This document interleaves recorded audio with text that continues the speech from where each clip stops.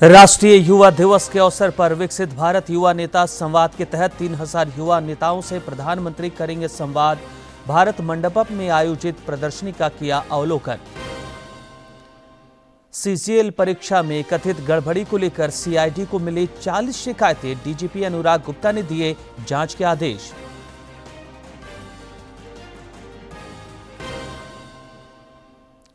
रांची में आज से होगा महिला हॉकी इंडिया लीग का आगाज। विधायक कल्पना सोरेन करेंगी उद्घाटन। मुफ्त होगी दर्शकों की एंट्री।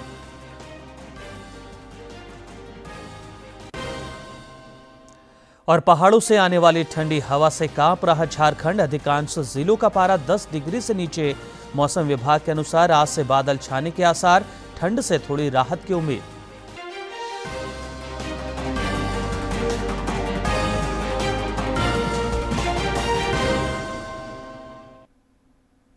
नमस्कार, खबरें झारखंड में आपका स्वागत है। मैं हूं रियाज आलम और अब समाचार विस्तार से।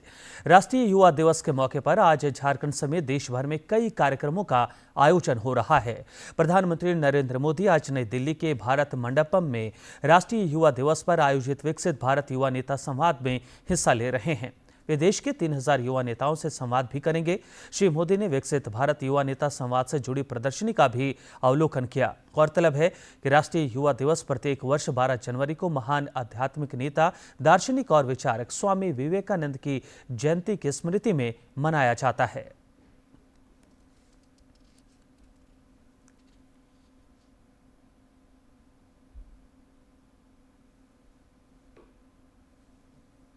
राष्ट्रपति द्रौपदी मुर्मू ने स्वामी विवेकानंद को उनकी जयंती पर विनीत श्रद्धांजलि अर्पित करते हुए उनके योगदान का स्मरण किया है। उन्होंने सोशल मीडिया प्लेटफॉर्म एक्स पर एक पोस्ट कर स्वामी विवेकानंद को नमन कर किया है और लिखा, मैं स्वामी विवेकानंद को उनकी जयंती पर अपनी विनम्र श्रद्धांजलि अर्पित करती हूँ। स्वामी जी ने भारत के महान आध्यात्मिक संदेश को पश्चिमी दुनिया तक पहुँचाया। उन्होंने भारत के लोगों में एक नया आत्मविश्वास भरा। स्वामी जी ने युवाओं को अपनी क्षमता को उजागर करने, राष्ट्र निर्माण की दिशा में काम करने और मानवता की सेवा करने के लिए प्रेरित किया। उनकी विरासत दुनिया भर में अनगिनत लोगों को प्रेरित करती है। प्रधानमंत्री नरेंद्र मोदी ने सोशल मीडिया पर एक वीडियो साझा कर स्वामी विवेकानंद को उनकी जयंती पर श्रद्धांजलि अर्पित की है। आज का ये दिन भारत की युवा शक्ति का दिन है। ये दिन उस महापुरुष को समर्पित है जिसने गुलामी के कालखंड में भारत को नई ऊर्जा से भर दिया। स्वामी विवेकानंद जी भी कहते थे, भारत की उम्मीदें, भारत के युवाओं के चरित्र उनकी प्रतिबद्धता पर टिकी है, उनकी बौद्धिकता पर टिकी है। स्वामी विवेकानंद का ये मार्गदर्शन भारत के युवा के लिए बहुत बड़ी प्रेरणा है। आज इस तेजी से बदलते विश्व में स्वामी विवेकानंद जी 2 संदेश हर युवा के जीवन का हिस्सा होने चाहिए। ये 2 संदेश हैं, इंस्टीट्यूशन और इनोवेशन। इंस्टीट्यूशन तब बनता है जब हम अपने विचार को विस्तार देते हैं, टीम स्पिरिट से काम करते हैं। आज हर युवा को चाहिए कि वो अपनी इंडिविजुअल सक्सेस को टीम सक्सेस के रूप में विस्तार दे। यही टीम स्पिरिट टीम इंडिया के रूप में विकसित भारत को आगे ले जाएगा। मैं इस अवसर पर स्वामी विवेकानंद जी के चरणों में नमन करता हूं। मैं आप सभी को राष्ट्रीय युवा दिवस की शुभकामनाएं देता हूं। राज्यपाल संतोष कुमार गंगवार ने स्वामी विवेकानंद को उनके जयंती पर राजभवन में नमन किया। एक सोशल मीडिया पोस्ट में उन्होंने राज्यवासियों को राष्ट्रीय युवा दिवस की हार्दिक शुभकामनाएं दी हैं। राज्यपाल ने कहा कि भारतीय संस्कृति को विश्व में गौरव दिलाने वाले एवं युवाओं के प्रेरणा स्रोत स्वामी विवेकानंद के विचार तथा आदर्श सभी को सदैव प्रेरित करते रहेंगे। महान दार्शनिक स्वामी विवेकानंद का जन्म आज ही के दिन वर्ष 1863 में कोलकाता में हुआ था।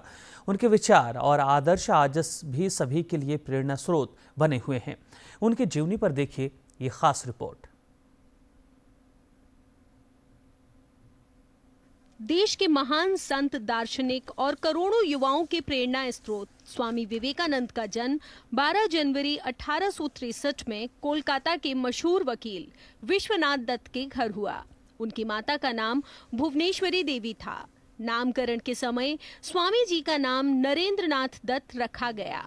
परिवार के धार्मिक और आध्यात्मिक वातावरण के प्रभाव से नरेंद्र के मन में बचपन से ही धर्म और आध्यात्म के गहरे संस्कार पड़ गए। 1881 में स्वामी विवेकानंद की भेंट स्वामी रामकृष्ण परमहंस से हुई। इसके बाद उन्होंने स्वामी रामकृष्ण परमहंस को अपना गुरु और मार्गदर्शक बना लिया। स्वामी विवेकानंद ने 1 मई 1897 को कोलकाता में रामकृष्ण मिशन और 9 दिसंबर 1898 को गंगा नदी के किनारे बेलूर में रामकृष्ण मठ की स्थापना की। 39 साल की अल्प आयु में स्वामी विवेकानंद ने पूरी दुनिया में आध्यात्म की अलख जलाई एवं 4 जुलाई 1902 को बेलूर में महान आत्मा ने रामकृष्ण मठ में महासमाधि धारण कर प्राण त्याग दिए। स्वामी विवेकानंद जी खुद 39 साल जिए और 39 साल दैट इज 39 ईयर्स उन्हें सारा दुनिया को हिला दिया। खास करके जब वो वहाँ गए parliament of religions Chicago America में गए, केवल मात्र 5 मिनट का जो उनका वक्तव्य था उससे उन्होंने सारी दुनिया को दिल जीत लिया। स्वामी विवेकानंद ने कहा था, किसी भी समाज के सशक्तिकरण के लिए महिला का सशक्त होना बेहद जरूरी है। उनका देश के युवाओं पर अटूट विश्वास था और समाज के विकास के लिए उन्होंने युवाओं से आगे आने की अपील की थी। उन्होंने युवाओं को अपने विचारों पर अडिग रहते हुए पूरी दुनिया में देश का मान बढ़ाने का सुझाव दिया। हम विवेकानंद जी से प्रेरणा लेके उठे, जागे और प्रधानमंत्री जी के विकसित भारत के ध्येय स्वप्न को साकार करें। स्वामी विवेकानंद का संदेश सरल लेकिन शक्तिशाली था। उन्होंने अपने विचारों को सीधे लोगों तक पहुंचाया, खास तौर पर युवाओं तक। उन्होंने जो कहा, आज हमारे देश के युवाओं के बीच उनके विचारों और आदर्श के महत्व का पता चलता है। एक बार उन्होंने कहा था कि मुझे सिर्फ 100 युवा दे दो और देखो कि देश को मैं कैसे विकसित करता हूँ। बिल्कुल युवा में वो ताकत है कि वो देश को ज़रूर विकसित करेगा और बिल्कुल 2047 तक करके ही मानेगा। आज पूरा विश्व भारत को एक युवा शक्ति के रूप में देख रहा है, क्योंकि देश का युवा पूरे विश्व में स्वामी विवेकानंद जी की प्रेरणा को लेकर अपने देश का परचम लहरा रहा है। कैमरा पर्सन संजीव शर्मा के साथ मैं डॉक्टर सुयश शर्मा, टीटी न्यूज़। राज्यपाल संतोष कुमार गंगवार ने पूर्व प्रधानमंत्री भारत रत्न लाल बहादुर शास्त्री को पुण्यतिथि पर विनम्र श्रद्धांजलि अर्पित की है। एक सोशल मीडिया पोस्ट में राज्यपाल ने कहा कि शास्त्री जी ने जय जवान जय किसान की प्रेरणादायक उद्घोष से देश में आत्मनिर्भरता और कर्तव्य भाव की अलख जगाई थी। राज्यपाल संतोष कुमार गंगवार और सांसद निशिकांत दुबे समेत अन्य अतिथियों ने कल देवघर के बीएड कॉलेज में 22वें पुस्तक मेले का उद्घाटन किया। देवघर के बीएड कॉलेज में पुस्तक मेला के उद्घाटन समारोह को संबोधित करते हुए राज्यपाल संतोष कुमार गंगवार ने कहा कि डिजिटल युग में किताबों के प्रति रुचि बनाए रखने में पुस्तक मेला का आयोजन सराहनीय पहल है। आज नौजवानों में पुस्तकों की पढ़ने की रुचि कम हो रही है। इसको अच्छे ढंग से आगे बढ़ाया जाए और इसके साथ नौजवान जुड़े, इसकी आवश्यकता है और मैं यहाँ के लोगों को बहुत बहुत बधाई दूंगा कि इस काम में सक्रिय हैं। वहीं गोड्डा सांसद निशिकांत दुबे ने सांसद निधि से 50 करोड़ रुपए के फंड से पुस्तकालय बनाने के लिए जिले के उपायुक्त को पहल करने का आग्रह किया। साथ ही कहा कि अधिक पैसे की जरूरत होगी तो वे और खर्च करने के लिए तैयार हैं। 100-300 करोड़ जितना चाहेंगे, अम्बेडकर जी के नाम पर जितनी लाइब्रेरी बनेगी वो सारी लाइब्रेरी हम संथाल पढ़ना में बनाएंगे। इस मौके पर जिले के पुलिस तथा प्रशासनिक अधिकारियों के अलावा कई गणमान्य लोग मौजूद थे। देवघर से मनीष दुबे की रिपोर्ट। विधानसभा अध्यक्ष रविंद्रनाथ महतो ने पर्यावरण संरक्षण पर बल देते हुए लोगों से अधिक वृक्षारोपण का आग्रह किया है। विधानसभा अध्यक्ष रविंद्रनाथ महतो ने गिरिडीह समाहरणालय परिसर में वृक्षारोपण कर पर्यावरण संरक्षण का संदेश दिया। इस दौरान उन्होंने सभी से वृक्ष रहित भूखंडों में वृक्षारोपण की अपील की। पर्यावरण संरक्षण के लिए, लोगों को संदेश देने के लिए, पर्यावरण को बचाने के लिए हम लोगों ने इस समाहरणालय परिसर में वृक्ष रोपण किए और इसके साथ साथ लोगों से भी हम लोगों ने आप लोगों के माध्यम से अपील की कि इस पर्यावरण को बचाने के लिए आपके अगल बगल में जो भी वृक्ष रहित भूखंड पड़ा हुआ है उसमें निश्चित रूप से आप लोग भी पेड़ पौधा लगाने के काम करें ताकि आने वाला समय में हम लोग पर्यावरण को सुरक्षित रख सकें। एक सवाल के जवाब में उन्होंने कहा कि विधायक दल का नेता चुनना राजनीतिक दलों का काम है। विधानसभा केवल नेता प्रतिपक्ष की उन्हें मान्यता दे सकता है। दल के लोग अपने विधायक दल के नेता चुन करके जब विधानसभा में लिख के भेजेंगे तब हम उनको मानते हैं एज ए लीडर अपोजिशन। ये मेरा काम नहीं है और इस पे मेरा कमेंट करना भी बहुत उचित नहीं। इससे पहले श्री महतो ने गिरिडीह में राष्ट्रीय सड़क सुरक्षा माह के तहत चलाए जा रहे कार्यक्रम का भी अवलोकन किया। जिले के उपायुक्त नमन प्रेष लकड़ा ने उनका अभिनंदन किया। गिरिडीह से रमेश प्रभाकर की रिपोर्ट। पूर्व मुख्यमंत्री सह भाजपा नेता रघुवर दास ने रामगढ़ के रजरप्पा में मां छिन्नमस्तिके की विधिवत पूजा अर्चना कर उनका आशीर्वाद लिया। इस दौरान श्री दास के साथ रामगढ़ जिले के कई भाजपाई भी उपस्थित थे।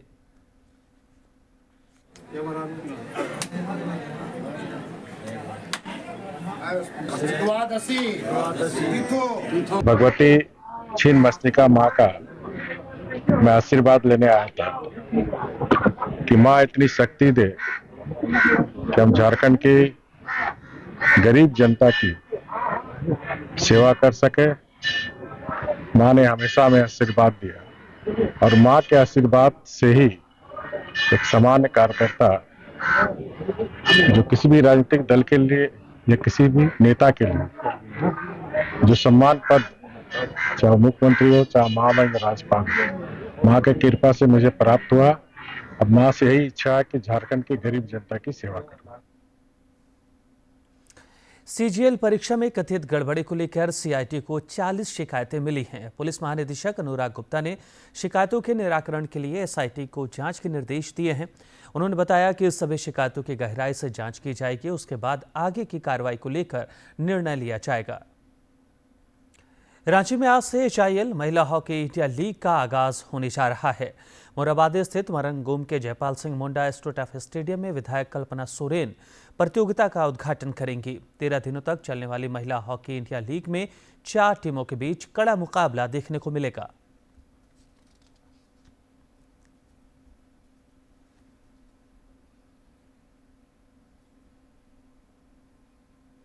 तो थैंक यू इंडिया, क्योंकि ये पहली बार है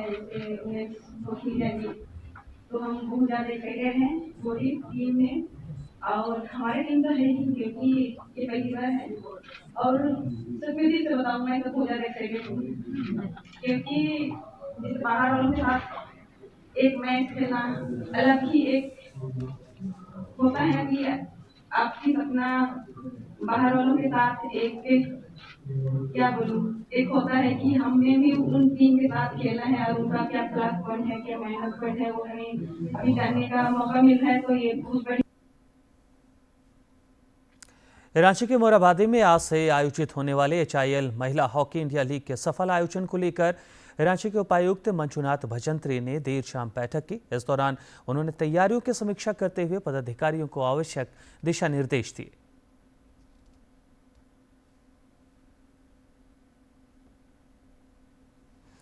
रांची में 68वें राष्ट्रीय स्कूली खेल प्रतियोगिता अंतर्गत अंडर 14 बालक बालिका वर्ग एथलेटिक्स प्रतियोगिता का आज दूसरा दिन है। रांची के उपायुक्त मंजुनाथ भजंत्री ने रंगारंग समारोह के बीच प्रतियोगिता का शुभारंभ किया और खिलाड़ियों को शुभकामनाएं दी। मौके पर उन्होंने कहा कि यह आयोजन देश की विविधता में एकता का भी प्रतीक है। उद्घाटन समारोह में कस्तूरबा गांधी बालिका आवासीय विद्यालय कांके की छात्राओं ने मनमोहक प्रस्तुति दी। इस एथलेटिक्स प्रतियोगिता में देश भर की 35 टीमें हिस्सा ले रही हैं।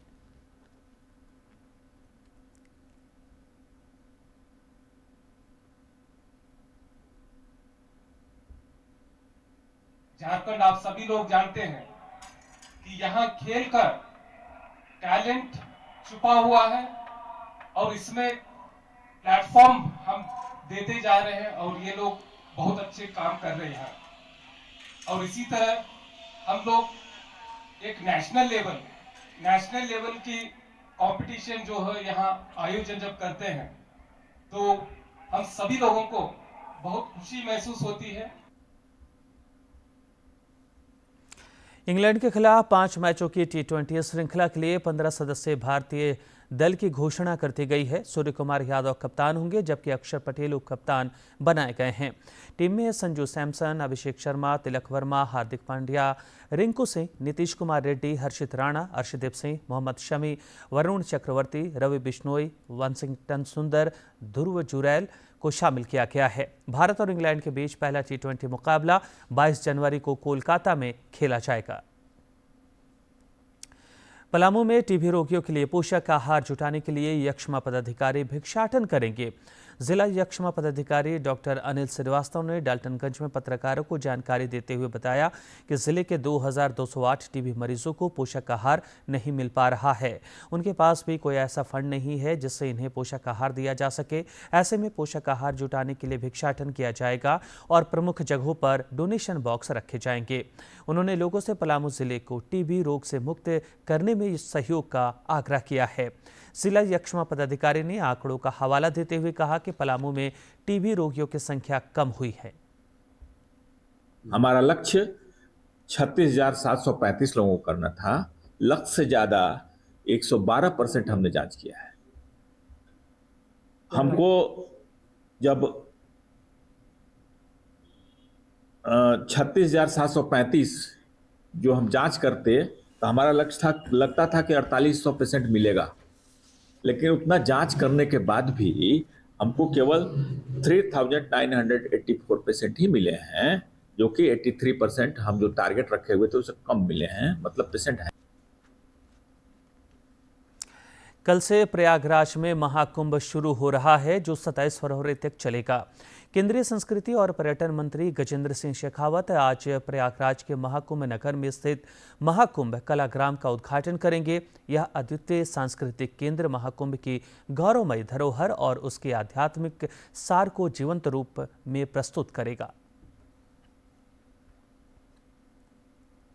केंद्रीय संस्कृति एवं पर्यटन मंत्री गजेंद्र सिंह शेखावत आज शाम को महाकुंभ मेला क्षेत्र में कलाग्राम का उद्घाटन करेंगे। इसके बाद गजेंद्र सिंह शेखावत मीडिया को भी संबोधित करेंगे। बता दें कि कलाग्राम महाकुंभ मेला क्षेत्र के नगावासुकी क्षेत्र में भारद्वाज रोड पर 10 एकड़ से अधिक विस्तृत एक सांस्कृतिक स्थल है, जहां भारत की आध्यात्मिक और सांस्कृतिक विरासत को प्रदर्शित किया जाएगा। 12 ज्योतिर्लिंगों के आकार में तैयार अनोखे कलाग्राम का उद्देश्य भारतीय लोक कला, संस्कृति और परंपराओं को जीवंत मंच प्रदान करना है। कलाग्राम महाकुंभ के दौरान श्रद्धालुओं और पर्यटकों के लिए भारतीय सांस्कृतिक धरोहर का केंद्र बनेगा। इसमें विभिन्न राज्यों की लोक कलाएं, हस्तशिल्प, संगीत, नृत्य और प्रदर्शनियां प्रस्तुत की जाएंगी। बता दें कि इससे पहले 8 जनवरी को पर्यटन मंत्री गजेंद्र सिंह शेखावत ने महाकुंभ मेला क्षेत्र में कलाग्राम का भ्रमण कर तैयारियों का जायजा भी लिया था। प्रयागराज में महाकुंभ में आने वाले श्रद्धालुओं की सुरक्षा और सुविधा के लिए इस बार व्यापक प्रबंध किए गए हैं। कचरा प्रबंधन पर भी जोर दिया जा रहा है।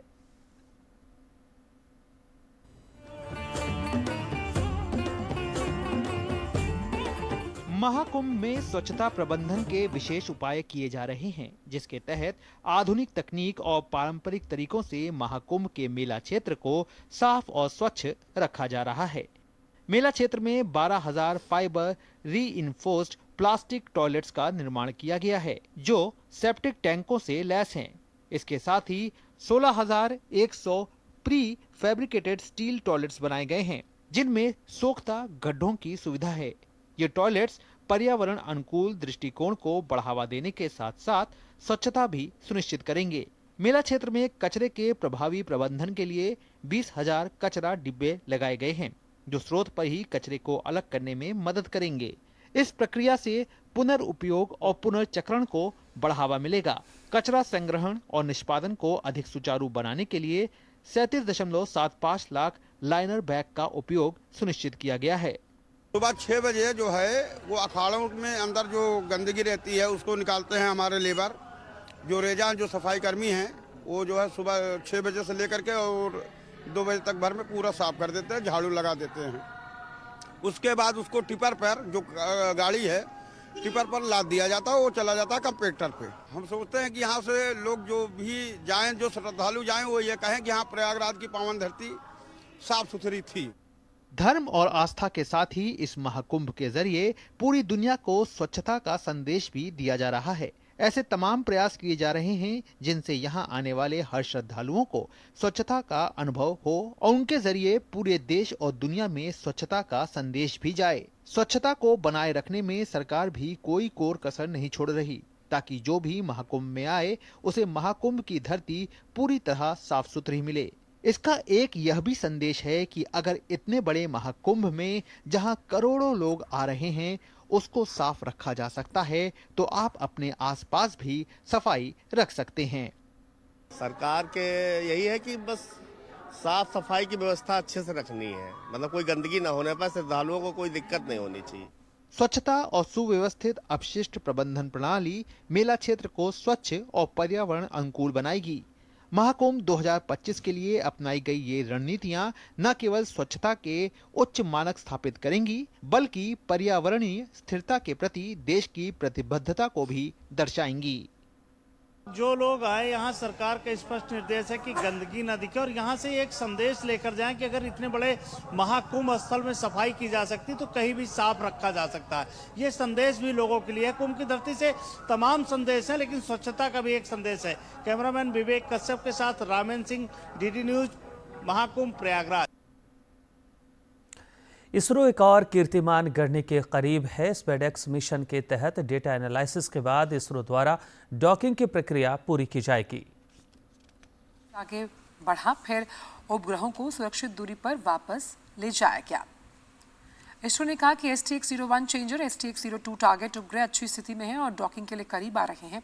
इसरो ने बताया कि डॉकिंग की प्रक्रिया को डेटा का विश्लेषण करने के बाद आगे बढ़ाया जाएगा और जैसे जैसे जानकारी मिलती जाएगी वो साझा करते जाएंगे।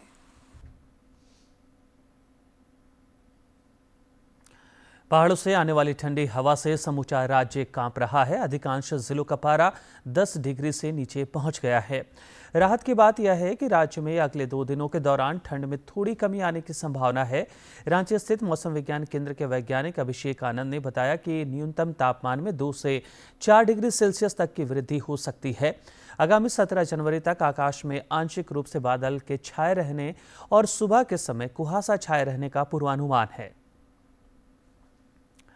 आपका पसंदीदा डीडी झारखंड नए तेवर और नए क्लेवर के साथ नए साल में आपके बीच है, ताकि पल पल की खबरें आप तक पहुंच सके। आपका अपना पसंदीदा डीडी झारखंड, गांव से लेकर कस्बों और शहरों तक की है धड़कन। सटीक, विश्वसनीय और तेज खबरों का भी है आईना। राजनीति के मंच से सत्ता के गलियारों तक, खेत से खलिहान और मनोरंजन से इंफोटेनमेंट तक, खेल के मैदान से रंगमंच की खबरों तक, सब कुछ देखिए हमारे प्रादेशिक समाचार में हर रोज दोपहर 12:30, शाम 6:30 और 7:30 बजे, सिर्फ और सिर्फ डीडी झारखंड पर। जमशेदपुर के गुलमुरी अवर नियोजनालय कार्यालय परिसर में श्रम नियोजन और प्रशिक्षण विभाग की ओर से मेगा रोजगार मेला का आयोजन किया गया है। इसमें 25 कंपनियों की ओर से 2919 पदों पर नियुक्तियां की गई। खास बात यह है कि विभिन्न पदों के लिए अभ्यर्थियों का चयन बिना परीक्षा के केवल इंटरव्यू से हुआ। रोजगार मेला को लेकर युवक युवतियों में खासा उत्साह देखा गया।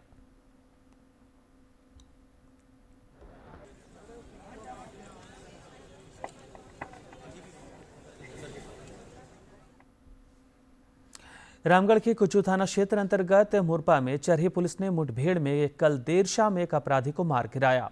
जिले के पुलिस अधीक्षक अजय कुमार ने बताया कि इलाके में इस अपराधी की मौजूदगी की सूचना मिली थी। पुलिस ने जब उसकी घेराबंदी शुरू की तो उसने भागते हुए पुलिस पर फायरिंग शुरू कर दी। जवाबी कार्रवाई में वो मारा गया। उसका एक साथी भी पकड़ा गया है, जबकि 2 अपराधी भागने में सफल रहे।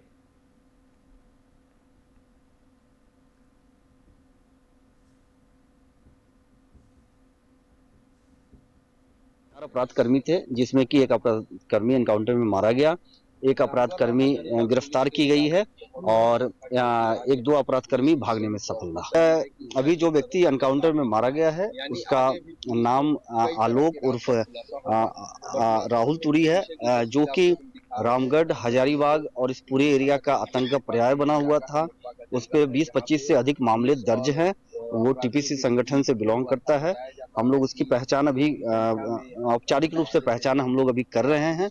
दूसरा व्यक्ति एक जो पकड़ाया है उसका नाम आकाश करमाली है, उसके विरुद्ध भी कांड दर्ज है और जो व्यक्ति भाग गया है वो अज्ञात व्यक्ति है। हम लोग अभी अनुसंधान कर रहे हैं कि कौन सा। रांची के उपायुक्त मंजुनाथ भजंत्री ने समाहरणालय परिसर से सड़क सुरक्षा जागरूकता रथ को हरी झंडी दिखाकर रवाना किया। ये जागरूकता रथ विभिन्न इलाकों का भ्रमण कर सड़क सुरक्षा के नियमों के प्रति लोगों को जागरूक करेगा। उन्होंने वाहन चालकों से यातायात नियमों का पालन करने की भी अपील की।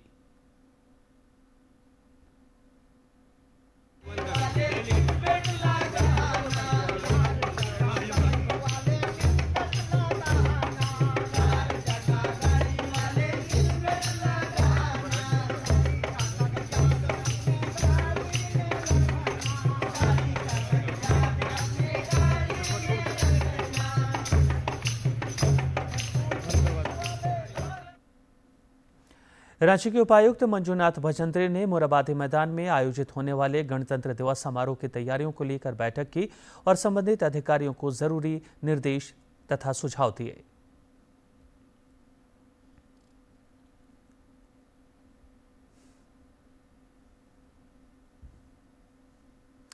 और अंत में मुख्य समाचार।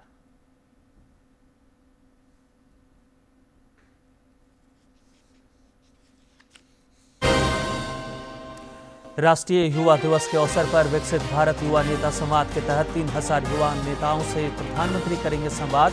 भारत मंडपम में आयोजित प्रदर्शनी का किया अवलोकन। सीजीएल परीक्षा में कथित गड़बड़ी को लेकर सीआईडी को मिली 40 शिकायतें। डीजीपी अनुराग गुप्ता ने दिए जांच के आदेश।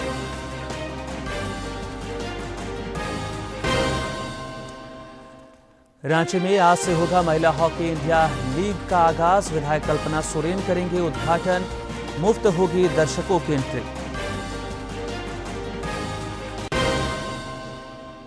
और पहाड़ों से आने वाली ठंडी हवा से कांप रहा झारखंड। अधिकांश जिलों का पारा 40 डिग्री से नीचे। मौसम विभाग के अनुसार आज से बादल छाने के आसार, ठंड से थोड़ी राहत की उम्मीद।